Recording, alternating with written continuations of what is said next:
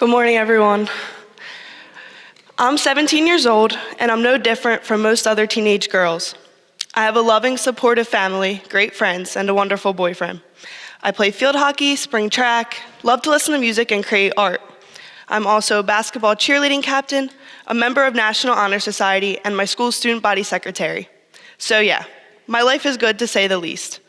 But underneath this involved, overachieving girl lies an entirely different one that not many people are familiar with. Deep inside is a girl who struggled with mental illness. Presently, I'm fully recovered, but 2 years ago, my depression and anxiety reached an all-time high. By the winter of my sophomore year, I was fighting badly with hopeless thinking, lack of motivation, self-harm, and thoughts of ending my life. It was the lowest point I've ever reached, and the experience was hell. But the worst part of all was the fear of what would happen next. My mind was boiling with questions like, how do I recover from this? Will I ever get better? What's gonna happen now? Once my physical health was steady, the mental recovery process began. I visited many psychiatrists and many therapists, and it was a never-ending process. Even with all the therapy and medication that was now a part of my life, nothing really got through to me. Eventually, I found the right medication and a therapist that greatly assisted me. The meds were a great treatment for my depression, and they were and are extremely helpful to me. However, the meds are just a treatment, not a cure. I still needed an outlet for my thoughts and a method of completely eliminating negative feelings. When my therapist noticed this, she offered art therapy.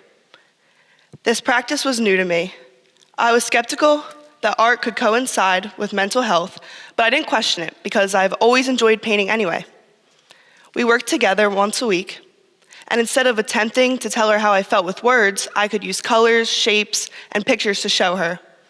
I thought this was extremely unique, and to my surprise, therapy became increasingly enjoyable when art was involved. This practice expanded, and soon enough, I was painting at home and school as well. Then, I questioned why art is so unpopular in the majority of people.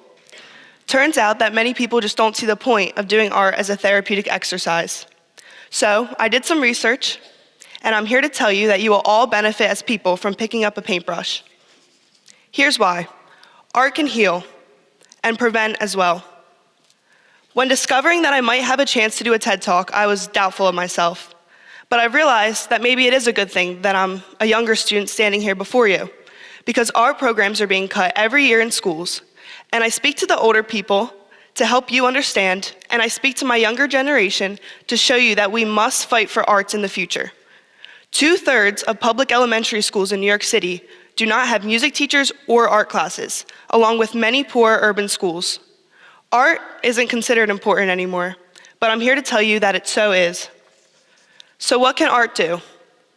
Studies show that 86% of art therapy patients have noticed improvement in their self-esteem and happiness, while they also noticed a decrease in stress levels. What's really amazing is that half of that 86% are people who never previously showed an interest or talent in art. See, people create this false image in their minds that if they're not naturally artistic, then they shouldn't participate in artistic activities. I believe this statement is entirely false. Whether you are old, young, mentally ill or not, everyone needs an outlet for their creativity. That's why teaching art to young students when they are in elementary school is so especially crucial, because the earlier they discover this outlet, the sooner they can use it to help them in life.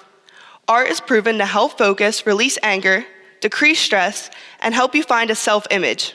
This is because unlike sports or academics or relationships, you are in complete control of what is being produced. In fact, it has been proven that just your hand's ability to freely transport the emotions from your head to a canvas physically relaxes tension in the joints and muscles. I also found that studies show painting with certain colors can make the artist feel a certain emotion. We all know of the famous artist Vincent van Gogh.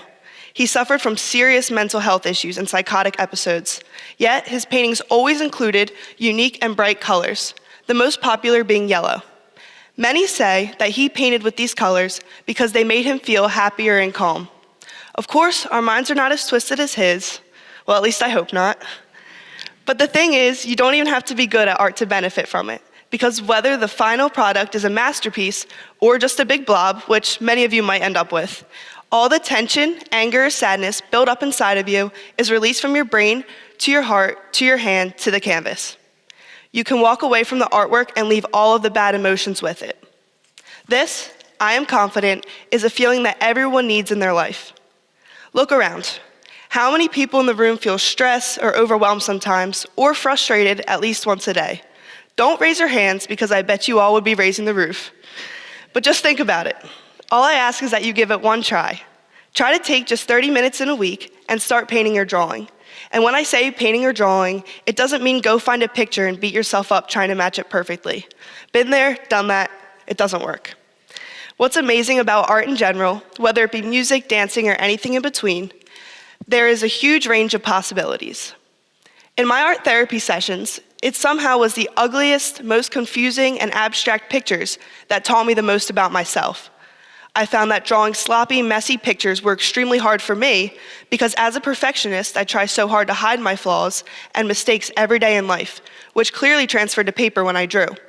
My therapist would watch me go crazy when she told me I wasn't allowed to erase my mistake, but only acknowledge it and keep going. So constantly scribbling out just a real messy picture that I'm unable to erase or fix has taught me to find beauty in imperfection and accept that I'm only human. Because in life, it's not the perfectly polished geometrical paintings that you grow from. It's the flawed, mistake-filled ones that help you become a better, happier person. The art that should be created during therapy is meant to release the baggage and reality of who we are on the inside, not the act that we put on for society. So, what I'm asking you all to do is trash the stupid saying, I can't do art, I'm not artistic, and put some of your oldest, cheapest clothes on. Cover up anything around you that may have some type of value, and paint your heart out. Release what you're feeling in that exact moment. The power of art has helped me in so many ways and is still continuing to help me fully recover. I have now found my passion, and I guarantee that anyone who takes just 30 minutes a week to create art will see personal growth and healing powers come from it too. If you're sitting in the audience thinking to yourself, I still have no idea what I would even draw or paint, I'll leave you with this one simple yet effective exercise that takes minimal time and materials. This method in particular is one that really helped me in art therapy. Take a piece of paper and draw what happy looks like to you. When we think of the adjective happy, we don't typically associate it with an actual thing, only an abstract feeling. However, if happiness was a person, place, or thing, what would it look like to you? This exercise is very rewarding because it gives you an image that you can take with you throughout your day when you lose sight of what happiness looks like. For example, when I draw happiness to me, I think of a field of sunflowers because sunflowers remind me of positive energy and liveliness. Now that I have that solid image of happiness in my mind, I can use it to remind me that happiness indeed exists, even when it seems like it doesn't. The field of sunflowers acts as a goal for me. When I'm stressed or sad, I know that happiness is there, I just have to find it. Similar to taking notes in order to remember things, drawing an emotion helps it become important to focus on. That is just one of the endless methods of doing art therapy.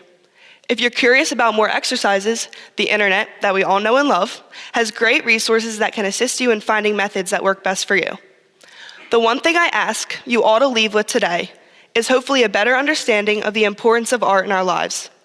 A life without art would be tasteless, shapeless, colorless, and soundless. This is why it is so important for us to take advantage of this gift and use it to help ourselves.